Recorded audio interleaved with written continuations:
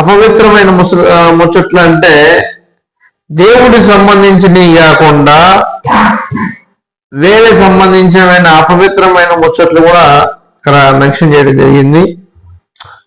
దేవభక్తి విషయంలో నీవే సాధకం చేసుకో అంటే నువ్వే ఎవరు వ్యాపరు, నువ్వు చదువుకున్నావా, ప్రార్థన చేసుకున్నావా, వాక్యం చదువుకున్నావా, వాక్యాన్ని పఠిస్తున్నావా అని నీవే రేపుకోవాలి, కానీ ఎవడో వచ్చి రేపడు.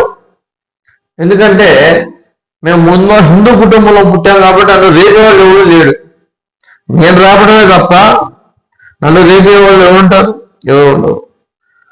అట్నే శరీర సంబంధమైనవి కూడా సాధకం చేసుకోండి అని ఉంది. శరీర సంబంధము, ఆత్మ సంబంధం అనే రెండు విభాగాలు ఉన్నాయి. అలాగే దైవభక్తి ఇప్పటి జీవమును విషయంలో, రాబోయే జీవ విషయంలో అంటే నువ్వు ప్రస్తుతము ప్రయాణిస్తున్న జీవితంలోనే కాకుండా నీ జీవితంలో వెళ్ళే అడుగడుగు సమస్యకి పరిష్కారం కూడా దేవుడి దగ్గరే ఉంటుంది.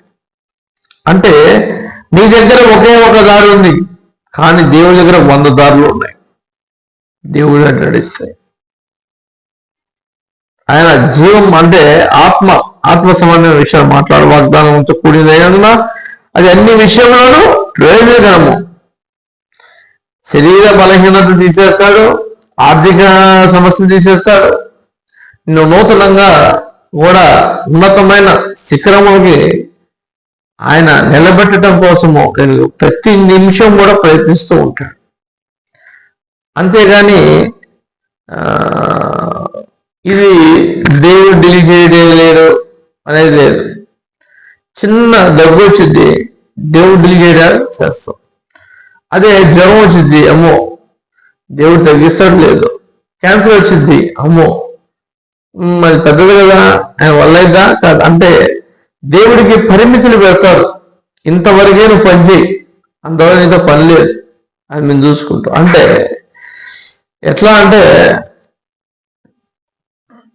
నువ్వు దేవుడికి స్టీరింగ్ మొత్తం ఎవరు సగం చేతిలో పెట్టుకొని సగం దేవుడికి సెట్ చేస్తాడు.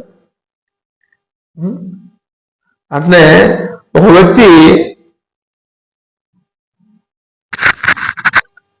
ట్యాక్సీ నడుపుతున్నాడు, వెనకాల కస్టమరు భుజం చేయగానే